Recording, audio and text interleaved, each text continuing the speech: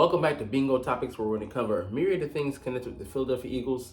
First up here, Devonta Smith's payday, his eventual one, all the way to, yes, you guessed it, another Eagles mock draft. And I believe this one is as close to perfect as I've seen out there. What's up, it's your boy Cintron coming back at you with another analysis video to kid you not, that's a real name. First up, Ruben Frank, and Rube's Eagles observations. How much cash is Devonta Smith worth? A whole Brinks load. And I'm telling you that, man. They're going to back up that beep, beep, beep, and dump that shit right up on him. And he deserves it. All right, so let's look at it. So we know that Calvin Ridley just got a $23 million contract, 4 years from the Titans. Mike Evans got $26 million per year for over 2 years. Michael Pittman got $23 million. So who's wide receiver one right now on the Eagles? That would be one, A.J. Brown.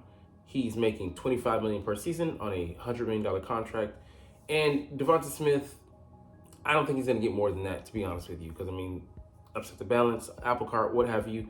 But he is, on a lot of teams, he definitely could be a wide receiver one. He's wide receiver two with us.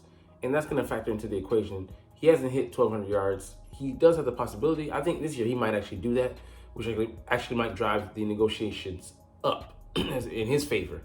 But you look at the parameters, him not making more than that, but he's definitely going to make it in the neighborhood of Ridley. So they have him making slated here 4 years, $94 million. That's 23 and a half. So settling right there in the kind of like right under, which he would deserve that. And that's the reason that we didn't pay Reddick. We don't want to pay him wide receiver money, and him aging and being a depreciating asset. But that puts him right around DJ Metcalf and Deebo Samuel, and he's just as valuable as any receiver, any offensive weaponry we have here in Philadelphia. I mean, the guy came in, hit the ground running, had 900 yards, could have easily had 1,000 yards if the head coach Nick Sirianni had seen fit to get him that. But we're not going to play hardball with him. He'll make $15 million. I think it was next season on the 5th year contract. But we know that we want him around. He's just turned 25, and his best football still is, I believe, ahead of him. And he's a tough guy despite his wiry frame, 6 foot, but $170, maybe $180 at tops. But he just knows how to get the job done. He was the only guy, one of the only guys, a handful of guys to show up in our playoff game against the Bucs last year, and he just lights out, man. The non-catch that he made in the 49ers NFC Championship game in 2022, man, just clutch. And for him to have the wherewithal to, get the guys back up to the line of scrimmage, the new line of scrimmage, and say, hey, let's get this new play off. Just leader, man. So I'm glad to have him in his building. I'm glad we drafted him. I was so wrong about him. I thought, he wasn't going to be up to it, up to the task in the league. We've seen on the opposite end that guy like Emmanuel Forbes, get done dirty because he's light in frame, but receivers, they have the advantage, and I'd rather have a guy like him playing receiver than a guy like that playing at corner. But that being said, his toughness, ability, smarts, football IQ cannot be questioned. We need him here, want him here, and he'll be around for a good long time. All right, let's get into some other stuff. Trouble in paradise, down in Big D. Micah Parsons' behavior wearing thin. So the Cowboys personnel inside the building in there in Arlington are just kind of tired of like his diva act. He does have a podcast, and they're tired of some of his shenanigans. I guess more off the field. There's no questioning his ability on the field, and there were some character concerns coming out of Penn State. That being said, like I said, the guy is a phenom. He's an all-pro player, and one man's trash is another man's buku treasure. And there are teams that will be lining up. Philadelphia would be one of them to sign this guy in a hurry. He would change the complexion of any defense and allow them such a luxury, especially if they have a complement of pass rushers to put around him. Don't get it twisted. He'll thrive in the building, out of the building there. But this is them just nitpicking, and of course, it's contract season for him. I think this upcoming year, and they're gonna try and ding his value, perceived value, any way they can. This is just one way to for them to shots fired. Dumb, but it's Dallas. Hey, fuck it up. I want you to fuck it up. I don't want to see Micah Parsons twice a year. He's such a beast. I'd love to see him in Eagles green. He's a Philadelphia native. Right from around the time, I think he's from Harrisburg. I have some folks in Harrisburg. He might actually be related. You know what I'm saying? But yeah, cool ass dude. But politics is a dirty game. So is contract time when it comes, that in the NFL. Business is business, and they will sully your name to get what they want. All right, next up, NFL teams that should make a trade up to, they should move up, make a move in the draft or stay put. So here we have at 22 the Eagles. What should they do? Trade up. So GM Howie Roseman generally takes a longer view with his draft capital, but he's often willing to move up a pick or two to get ahead of the teams around him to add a player. He has gone to this tactic to land offensive tackle Andrew Dillard, because it didn't work out, but kudos for him making a move. Devonta Smith, we jumped ahead of, I think, the Cowboys, or was it? No, we might have traded with the Cowboys to jump ahead of, like, the Dolphins. It wasn't the Dolphins. I'm just lost. Like, there was someone on the team that we jumped ahead of to grab him. Jordan Davis, his skill set is rare. He still has to, yet to fulfill that potential, but we'll see. Jalen Carter, definitely, a team might have been willing, you never know. We only moved up one pick, but it only takes one team to do that. And, then we would have missed out on a, potential generational talent. And he's being touted as that already. And yeah, corner. We have problems there. So my guy, I would love for us to move up to, and if it happened in T Leagues, I wouldn't want to do it too early preemptively. If he goes 12, 13, okay, just, chalk it up to, it just not being in the cards for us. But let's say he makes it past 13, and he's at 14, and then the Colts. I think the Colts would select him, make a deal with them or jump ahead of them and get Quinyon Mitchell, because he has the potential to be a shutdown corner. I just have a feeling that he's the next Sauce Gardner, a shutdown guy, has the measurables, such a smooth, talented, feisty corner, can play in zone or man coverage. Was willing to come up and set the edge, hit, fast-ish. So not going to be out there and get lost. And yeah, he did play at Toledo, smaller school competition, but he showed at the Senior Bowl that he's highly competitive, and as well as at the combine, showing up in prime time and just showing out that he has the goods. So I believe it. I believe the hype behind him, and I'd love to have him. He's my top corner, and then it's Terrion Arnold. And I wouldn't be mad if we got Terrion. I would be a little sour though, that we didn't get the guy I wanted. But that being said, man, those guys cost, and I saw something, from an Eagles podcaster that it could be felonious or not. We were trying to make a mega deal for PS2, Patrick Surtain. That's going to cost, and it's going to cost. So I like the double cost, and I get it. It's a gamble. The draft is a crapshoot. We don't know what we're getting him in. PS2 is a certified, good right now. We know what he is, and we know what he can be. And he's going to come with a price that we're going to have to pay him and turn around and pay the Broncos in draft capital. So it's going to cost us either way. And one is, risk, and one's risk averse. But I'd rather go with us bringing in a guy, cost control, especially in this, this Super Bowl push, and try and build up the secondary ourselves. But how he's apt to, watch someone, train up someone, and then go and steal that fruit of their labor. And just how he operates. But, that's just how we operate. Anyways, let's move on to the next topic. These forgotten guys, and I love what we're doing. So Sidney Brown still very optimistic and recovered from a torn ACL. We'll get more into in depth on that front and on different aspect of it, him and Zach McPherson. But what we're doing is aggregating a huge amount of talent at certain positions, like edge rusher. Like we have 5, 6, 7, 8 guys. Because the Julian Okora, we brought in, and then there's another guy I forget that we signed. So we're flush with pass rushers. I mean, there's Nolan Smith, who's like, third, fourth, or fifth. Zach Bond, who's third, fourth, or fifth. Josh Sweat, Bryce Huff. We just shipped out Hassan Reddick.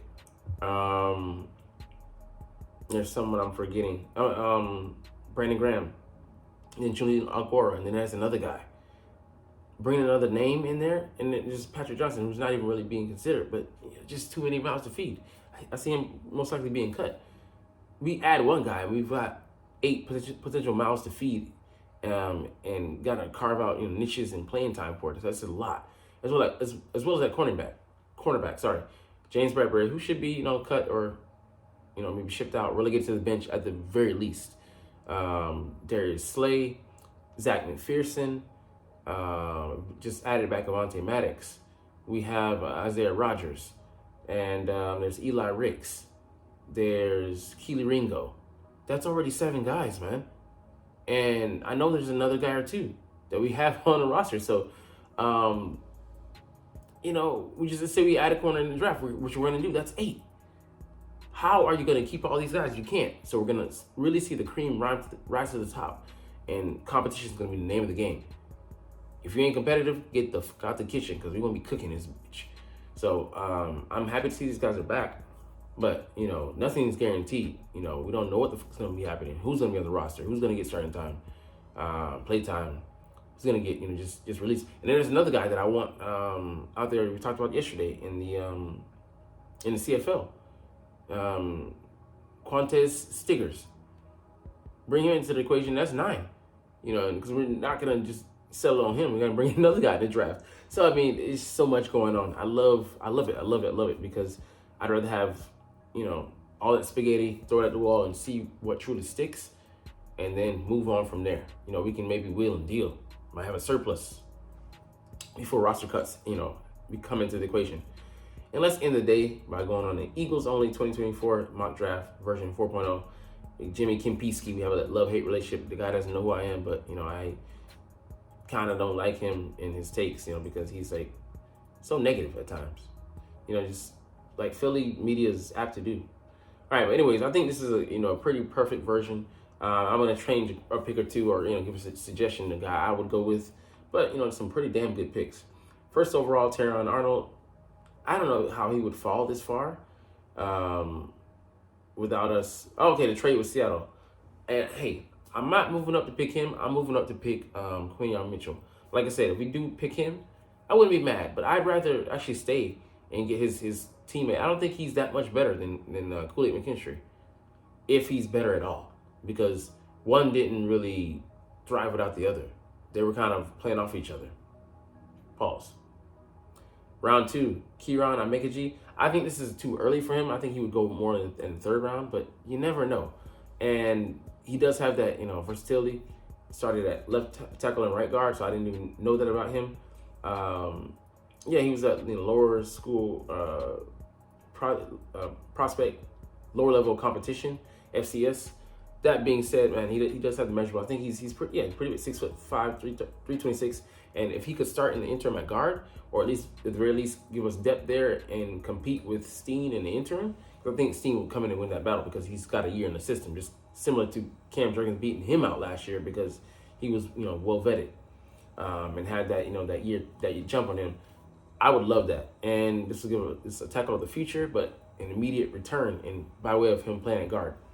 Malachi Corley, just a tough SOB, 5'11", 215, reminds you of Deebo Samuel, ran at 4.45, or I think 4.47, in a 4.4 range, but he's a tough guy. Look at this, 101 catches, 12.95, not a huge yards per catch average, catches the ball around the line of scrimmage, slot guy, but he can also maybe moonlight outside. But I'd love to see if he can run the full route tree and what he can truly give us there, because if he can be amorphous, play on the outside, and let AJ and them come in the inside on certain downs and distances and plays, man, a perfect chess piece. And that toughness, that swagger he plays with, dude is just a beast. So like Deebo Samuel Light, I'd love to bring a guy like that to Philly. He fit the image, tough, hard-nosed guy who knows how to find the end zone. Look at him. That number of touchdowns over 3 years. Pretty good production. All right. Round 4, Cole Bishop. Not a really I would say a high need, and I think we could hit somewhere later. Like I would more go with round 5, 6, hit Air Force safety. I forget his name, but he's the guy that I have my eye on. But Cole Bishop wouldn't be bad, running 4.45 at the combine, a good size, 6'2", 206, and he'd fill out that that 4 safety spot for us and be a guy we can look to develop. And while we have Reed Blankenship, he wouldn't be pressed into duty, but we would have a good stock there and wouldn't be worried about our roster, and we'd be able to survive taking an injury or two. Smart guy. Cedric Gray, hey, this would be a great value pick. No Walmart, 6'2", 234. That guy can run, 8.5 sacks, 5 picks. He's active. But there's no way in hell he slips to the 5th round with that kind of production. So all-around linebacker, I agree. But like I said, I don't see us being able to get him here. A guy we would be able to get, Muhammad Kamara, edge out of Colorado State, 6'1", 248, had 13 sacks, in 2023. And yeah, your boy, just a whirling dervish. I love, his game. Hated when he was playing against my boy Dion, but he was getting after it, man. He was, wasn't coming out the field. Played a lot of snaps in that triple overtime game, and it was just a thing of beauty to watch him work. So drafting a guy late, getting that kind of value, being another guy, add to the piece of the puzzle. But you be stocked up edge rusher, man. Brandon Coleman would be a good, I would say interior lineman, but maybe potential to play on the outside in a pinch. So it could be maybe a swing guy. We developed 6'4" to 313, so a little light for a guard, but has a good frame. But yeah, a good value pick there in the 5th round. But I'd want to go also want to forget about I don't think he makes it to the 6th round, but my boy Isaac Guerrero, my friendo, the running back out of Louisville, ran a 4.33. Used to be at Wisconsin before he transferred to Louisville, and just a guy who's no nonsense. He's straightforward in his approach to running back position. Hasn't been playing for that many years. I think he was a former wide receiver, but man, his measurables are just too hard to ignore at that state. Tanner McLaughlin, okay, good pass catcher, 6'5", 244, ran a 4.61 at the combine. Another guy I got my eye on. He's actually bigger. Can be a blocker, and could be our next dual threat tight end, Tip Raymond. I would go with him in the 6th round. I don't know if he'll be available, but he's 6'5", 271, but ran a 4.64. Boy's a beast, man. So I'd make some alterations, but this is not bad, for a Kemp Peasky. But anyways, we're gonna get up out of here on that note. But hey, I know that you're not even watching though, but it's all good because I love making these videos and I love talking about the freaking Philadelphia Eagles. So officially, we're gonna chunk the deuces. But as always, it's fly Eagles fly, and let's motherfucking go. Like, comment, share, subscribe. Thanks for watching. Check me out at Cintron, Cintron Anime, Cintron Life, or Cintron Laughs, or other social media.